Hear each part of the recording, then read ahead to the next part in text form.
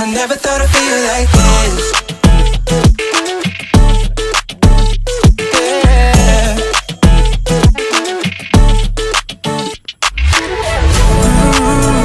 I never thought I'd feel like this. Ooh, never thought I could. Yeah. I never thought I'd be on my shit, be on my.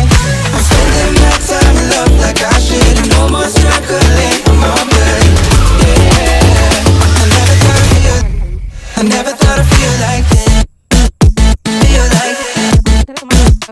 Feel like this. Feel like. I never thought I'd feel like this. Feel like. Feel like this. Feel like. I never thought I'd feel like this.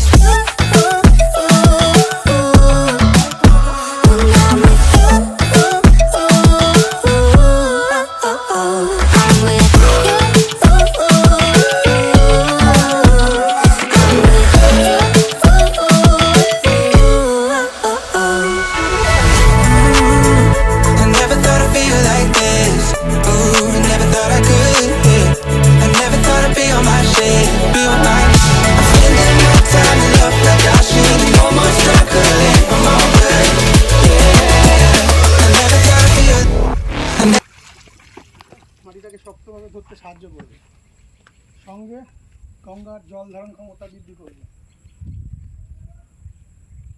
জলের purity বৃদ্ধি করবে। গঙ্গা জল তো অবশ্যই purity, কিন্তু গঙ্গাতে যেহেতু সাধারণভাবে অনেক নোংরা জিনিস ফেলা হয়, তো গঙ্গার জল অনেক প্রকারভাবে জীবাণুযুক্ত হয়ে যাচ্ছে। তো এই গাছগুলো সেই জায়গায় খুব সাহায্য করে পিউরিটির ক্ষেত্রে। গঙ্গার তীরবর্তীতে যখন প্রচুর গাছ, এর অসংখ্য গাছ যখন তৈরি হয়ে যাবে, তখন এই গাছগুলো বিভিন্ন পাখিদের বাসাতে পরিণত হবে। বিভিন্ন জায়গার পাখি এই গাছে আসবে। এখানে যেমন বকুল গাছ লাগানো হয়েছে, কৃষ্ণচূড়া গাছ লাগানো হয়েছে। এর পরবর্তী যে ঘাটটি আছে, এই ঘাটে লাগানো হয়েছে অর্জুন গাছ, টুবোবিয়া গাছ, আরও গাছ। আমাদের লক্ষ্যমাত্রা 1 বছরে 1 লক্ষের উপরে গাছ লাগানো এই গঙ্গার তীরবর্তী, গঙ্গার তীর ধরে ধরে। আপনারাও আসুন, আপনারাও আপনাদের গঙ্গার তীরে, যেখানে আপনাদের বাড়ি আছে, বাড়ি যাদের গঙ্গার তীরে কাছাকাছি আছে, তারাও আপনারা গাছ লাগান। ঠিক আছে, এটা পরিবেশ আপনার পক্ষেও, আপনার জন্য, আপনার ভবিষ্যৎ প্রজন্মের জন্য এটা খুব উপকারী।